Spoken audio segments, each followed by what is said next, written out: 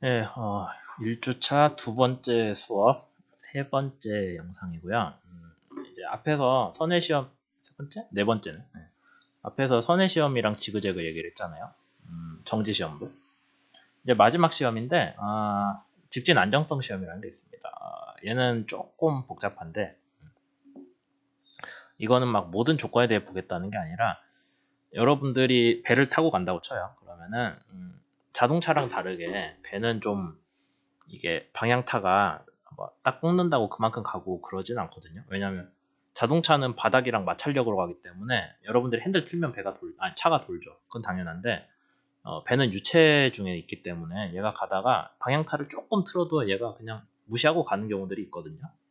그런 조건들에 대한 얘기입니다. 그래서 앞에서 우리가 내는 조종성은 그렇죠. 앞에서 조종성이라는 걸 내내 어떤 식으로 얘기를 했냐? 배가 잘 선회를 돌아라 하면 쉽게 탁 도는 그거를 이제 배의 조종 성능으로 우리가 주로 얘기를 했는데 여기에서 다루는 건 반대예요.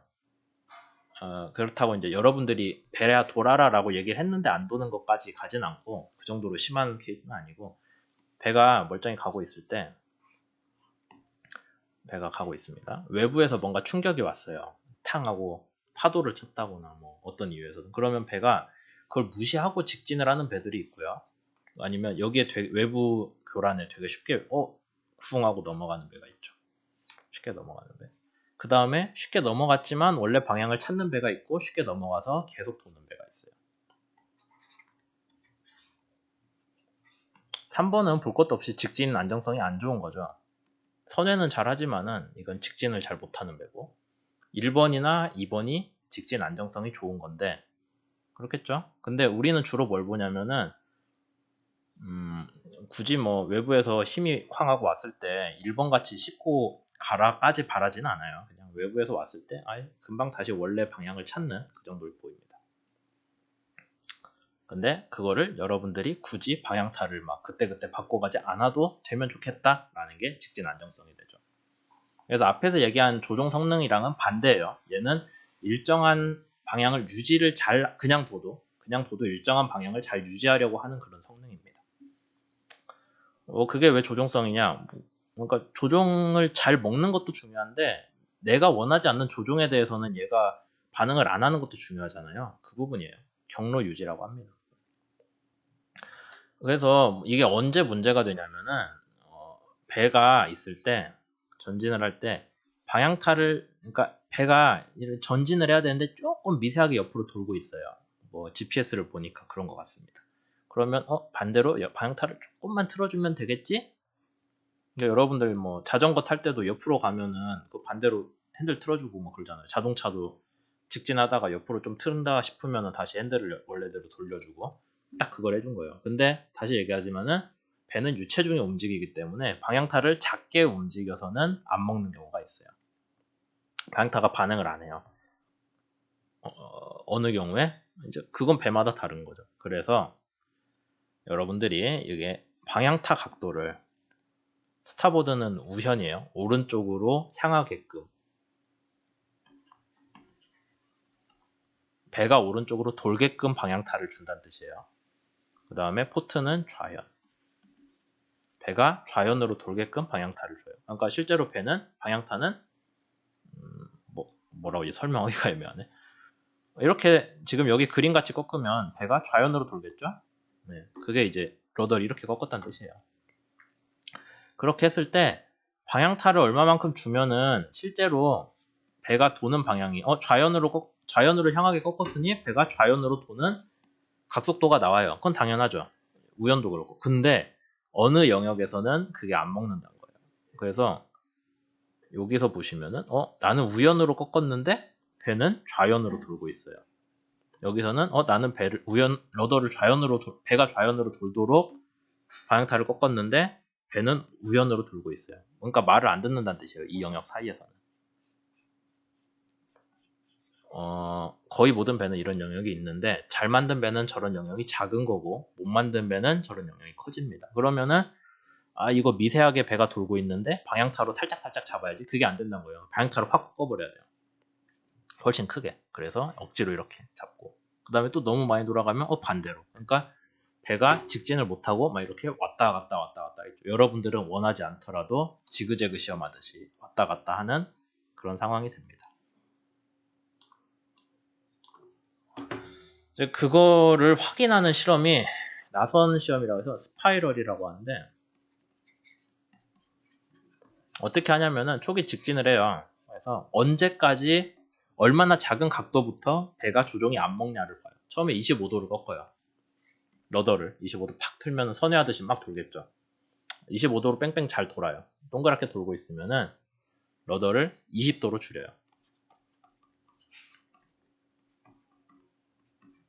언제까지? 우선 0도까지. 그래서 배가 선회를 하고 있을 때 25도짜리 선회를 하고 있다가 20도로 바꾸면 러더가 좀 덜 꺾인 거잖아요. 그러니까 밖으로 커집니다. 궤적이. 15도면 더 커지고. 그래서 나선을 그리면서 조금씩 커져요. 그게 선회 시험인데, 언제까지 하냐면은 5도까지 갔는데 5도가 뱅글뱅글 돌겠죠. 근데 여기서 이제 0도로 바꿔볼까? 0도로 바꿨는데 배가 그냥 계속 돌고 있어요. 러더가 안 먹는다는 뜻이죠. 방향타를 꺾었는데 반응이 없어요.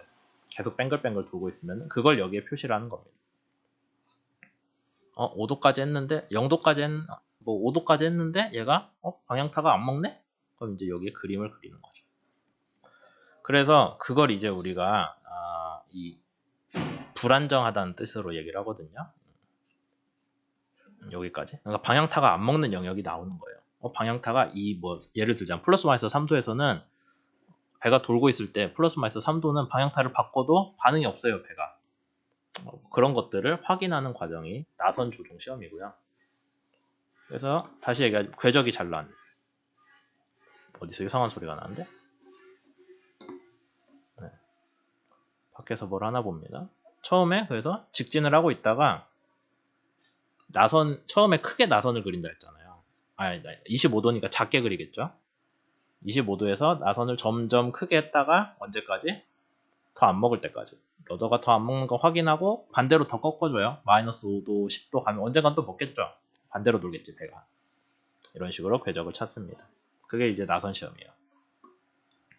그래서 실제로는 이런 그림이 얻어진다. 나선 시험은 말로는 설명하긴 했는데 여러분들이 그림 보면서 찬찬히 잘 생각해 보세요. 그래야 이 나선 시험의 순서를 여러분들이 이해할 수 있거든요. 그럼 그걸 가지고 나선 시험은 이런 거구나 라고 볼 수 있습니다. 그리고 이제 나선 시험이 생각보다 잘 안 먹는 경우가 그러니까 러더가 안 먹는 영역을 찾기가 좀 어려운 경우가 많아요. 역나선 실험을 하는데 얘는 뭐냐? 이제 거꾸로 가는 거예요. 아까 나선은 처음에 작게 돌다 점점 커졌잖아요. 그게 아니라 처음에 크게 돌다가 점점 작게. 그 다음에 다 되면은 이제 반대로 나와요. 그래서 별 대단한 건 없어요. 나선 시험은. 그래서 나선 시험 자체 그 순서를 보기보다는 아까 얘기한 불안정성이 이 그림 이걸 이해하는 게 더 중요합니다. 본 수업에서 좀 더 얘기가 나오면 그때 설명을 더 할게요. 그 다음에 이제 풀아웃 시험이라는 게 있는데 이거 일반적으로 잘하진 않아요. 그러니까 IMO 기준에 안 들어가 있는데 선회 시험을 했잖아요. 한 바퀴 두 바퀴 돕니다. 다 끝나면 어떻게 해요? 러더를 계속 35도로 틀고 있으면 선회 시험에서 계속 돌고 있을 수는 없잖아요. 적당히 하면 이제 그만하고 집에 가야지. 그래서 방향타를 0도로 다시 놔요. 35도에서. 근데 직진을 하냐? 직진하면 정상적인 배죠. 가다가 이제 러더 그만하면 이렇게 가야 되는데 그게 아니라 0도로 했는데 얘가 계속 돌아요. 뱅글뱅글 계속 돌아요. 직진을 못 한다는 거죠. 그 각도만큼. 그래서 잘 직진하는 배는 안정적인 배는 여러분들이 러더를 꺾었다가 러더를 0도로 놓으면은 이렇게 러더 아까 지그재그 시험 그림 이해하듯이 0도로 놓으면은 배가 선회하다가 0도로 직진을 하게 되는 건 안정적인 배예요. 근데 가다가 이제 집에 가자 하고 러더를 0도로 딱 틀었는데 배가 잠깐만 하더니 이게 0도로 안 오네. 계속 일정한 간격을 둬요. 그게 이제 풀아웃 시험을 했을 때 불안정한 배가 되는 거죠. 러더를 0도로 놨는데 배가 직진을 못해요. 근데 항상 그런 건 아니고 선회하다가 러더를 0도로 틀었을 때 그런 것들이 있습니다. 그때 조건은 이런 식으로 나온다라는 거고 이게 뭐냐면 그러니까 선회 시험 했어요 여러분들이. 손해 시험하고 이제 집에 가야지. 러더를 0도로 맞췄는데 러더 각도가 있나? 여기 있네요. 러더 몇 도로 하다가 러더 0도로 맞췄는데 배가 직진을 못해요. 계속 크게 돌고 있어요. 직진 안정성이 안 좋다는 얘기죠. 러더가 0도일 때 직진을 못한다는 얘기니까. 뭐 이런 정도의 실험이 있습니다. 그래서 이런 거를 아까 앞에서 얘기한 5가지 실험을 어떻게 하냐. 실제 배를 만들면은 걔를 바다에 끌고 가서 해야 돼요. 근데 계속 얘기하지만은 짐을 완전히 실은 거는 위험하니까 시운전 갔을 때 그거는 적당히 뭐 발러스트 워터를 채우든가 해서 적당히 시작을 하고요. 어디서 하냐? 아무 바다나 하면 그래요. 왜냐면 바다가 얕을수록 조종 성능이 안 좋아지거든요. 그래서 충분히 깊어야 돼요. 장애물이 없어야 되고. 어디서 하겠어요? 그러면 바다 멀리 나가야 되죠. 그러니까 되게 우리나라 뭐 조선소 거제나 울산 있으니까 만들면 저기 대한해협까지 나간다거나 뭐 동해바다로 나가서 해야 조종 성능이 조금이라도 잘 나오겠죠. 땅이랑 가까우면 조종 성능이 안 나와요. 그러니까 안전하게 하려면 멀리 갑니다. 깊이는 어느 정도 돼야 되냐? 흘수의 4배 이상이어야 된다. 뭐 그런 아주 막 엄청 깊은 건 아니죠. 그래도 이 정도 되면은 바닥에 영향이 없다라는 거예요. 바닥이랑 배랑 그러니까 해저랑 땅바닥이랑 배랑 좀 가까우면은 그 이제 안에 속도 분포가 그 배로 인한 점성이 바닥까지 영향을 받거든요. 그러면은 좀 더 추가적으로 힘이 더 들어가기 때문에 그렇게 잘 안 한다라는 거고. 시운전을 할 때 다른 선박이 당연히 없어야겠지. 그 다음에 방파제에서도 좀 떨어져 있어야 될 거 아니에요. 재수 없으면은 조종 성능 안 좋으면 방파제 들이받을 텐데. 그래서 충분히 멀리 나간다라는 거 중요합니다. 중요하고 너무 당연하죠. 그 다음에 이제 좀 더 우리 수업에서 중요한 단어인데 시운전은 해상 상태가 4단계보다 클 때에는 안 합니다. 해상 상태 여러분들이 아마 원래 개론 때 배웠을 텐데 여기서 다시 설명할 거예요. 시스테이트 2에서 시운전을 하는 거를 권장하고요. 바람은 부포트 스케일이라고 해서 풍속이거든요. 풍속 얼마 이상에서 안 한다는 거예요. 근데 우리 수업에서 주로 배울 텐데 풍속이 커지면은 파의 주기가 커지면서 파 고가 커집니다. 내항에서 배울 거예요. 뒷부분에서. 그래서 풍속이 커지면은 바다가 거칠어져요. 바다가 거칠어지기 때문에 당연히 시운전을 안 하는 게 안전하겠죠. 그래서 풍속하고 해상 상태는 항상 같이 간다. 뒤에서 설명할 거예요. 그 다음에 한 가지 재밌는 게 조류는 그 여러분들이 아침 저녁으로 조수간만 차 해갖고 이렇게 수면 올라갔다 내려갔다 하는 거 있잖아요. 그걸 따라서 발생하는 유동이 흐름이 조류거든요. 그러니까 뭐 조류가 발생하는 시간 정해져 있어요. 그거 피해야 되고. 근데 동해바다는 조류 별로 안 심하니까 뭐 무시해도 될 것 같고. 해류는 항상 그 방향으로 흐르는 거잖아요. 저기 뭐 대한해협이면 항상 뭐 쿠로시오 난류였나? 하여튼 그게 흐르잖아요. 그러니까 그걸 타고 실험한다면은 해류가 이렇게 있을 때 여러분들이 배를 올라타잖아요. 파란색으로. 배를 올라타면 당연히 해류 타면 빨리 가겠죠. 속도가 제대로 정확히 안 나요. 반대로 올 때도 똑같은 걸 한 번 더 합니다. 그러면은 갈 때 한 번, 해류를 거슬러 올 때 한 번. 그러니까 평균 내면은 정확하겠다라는 게 여기서 하는 얘기예요. 뭐 배 얘기는 아니고 자동차 같은 것도 그래서 원래 속도 테스트 할 때 바람 불잖아요. 그러면은 이쪽 갈 때 한 번, 올 때 한 번 해갖고 평균 내요. 네, 바람 영향을 받으니까. 해상 상태를 좀 더 자세히 설명하자면은 뒤에 내항에서 크게 다룰 거기 때문에 미리 좀 얘기를 하는 거예요. 시스테이트라는 게 해상 상태고 여기서는 뭐를 기준으로 하냐? 유입하고라는 값을 기준으로 합니다. 뒤에 거는 안 봐도 돼요. 유입하고 기준으로 0에서 0.1m 사이에 파고가 얻어지면은 걔가 해상 상태 뭐 0이다, 1이다. 근데 여러분들 유입하고 안 배웠을 것 같은데 유입하고는 뭐냐면 실제 바다에서는 파가 막 지맘대로 나오잖아요. 불규칙하게. 그러면은 요 파를 높이를 하나하나 세요. 그래서 큰 걸로 이렇게 크기별로 해서 거기에 상위 3분의 1 상위 3분의 1에 평균이었나? 평균이었던 것 같은데 하여튼 그 상위 3분의 그러니까 파고를 여러분들이 어떤 특정한 바다에서 앉아갖고 계속 보고 있어요. 그럼 파고가 나오죠. 파도 높이가. 그러면은 그걸 다 늘어놓고 그 중에서 큰 걸로 상위 3분의 1을 잘라서 걔네들의 평균값이 유입하고다 라고 정해져 있어요. 이게 경계값은 아니었지. 예, 이게 어디서 나왔냐면은 이제 여러분들이 그냥 바다를 봤을 때 대충 봤을 때 이 정도 파고겠거니라고 눈으로 보는 값이 일반적으로 통계적으로 보면 이 정도랑 비슷하대요. 그게 유입파고고, 그래서 유입파고가 뭐 이제 그 바다의 거친 정도를 잘 나타내줘요. 해상 상태 4면은 파고가 이 정도 영역 안에 있는 정도입니다. 그러니까 얘보다 파고가 크면은 해상 상태 유입파고가 2.5m 이상이면은 시운전 안 나간다는 뜻이에요. 일반적으로는 0.5m 이내에서 유입파고가 0.5m 이내에서 나오는 바다에서 시운전을 하게 되는 거고. 그래서 유입파고만 가지고 얘기를 했는데 유입파고에 대응되는 우리가 파고만 얘기할 거 아니잖아요. 파주기도 있고 그 다음에 아까 바람이랑 영향 있댔죠. 풍속 영향도 있어요. 그래서 각 바다별로 풍속이랑 파주기랑 유입하고 관계들이 통계적으로 나옵니다. 실제로 바다 가서 잰 거예요, 사람들이. 우리나라는 주로 북태평양 기준값을 쓰고요. 뭐 북대서양도 있고 여기저기 바다별로 다 있어요. 근데 북태평양 기준으로 해상 상태 4쯤 되면은 풍속이 한 17에서 21노트 정도 나온다.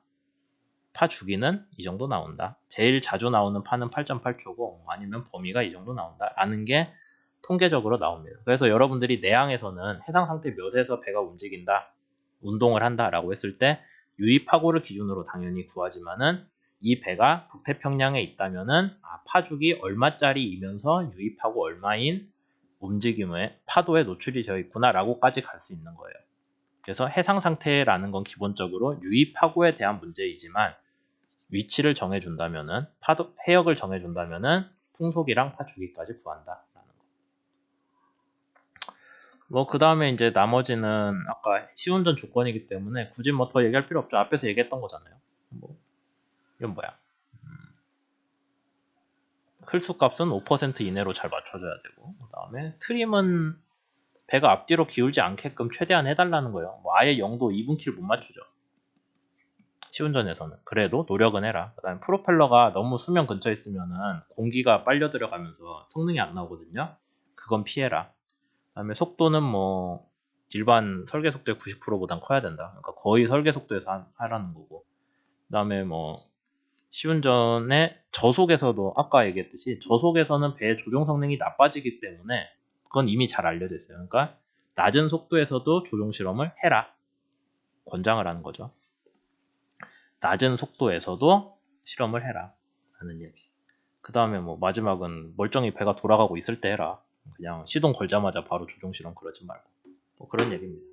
그래서 ABS에 대한 ABS에서 제공한 그 조종 성능 기준에 대한 얘기를 했고요.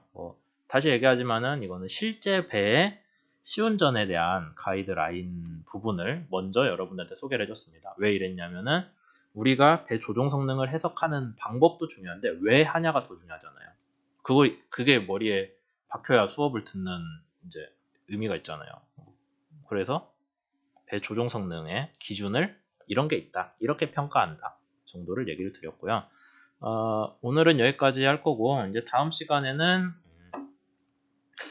아마 여러분들 아직 이 책 안 구했을 것 같아서 그 ABS 기준에서 이제 실제 평가하는 방법 아니면 선박 동력학 관련한 기본 내용들을 칠판에 쓰면서 그때는 이제 그거잖아, 실제 스트리밍 수업을 해야 되니까 그렇게 하도록 하겠습니다. 하여튼 오늘은 여기까지 할게요. 네, 수고하셨습니다.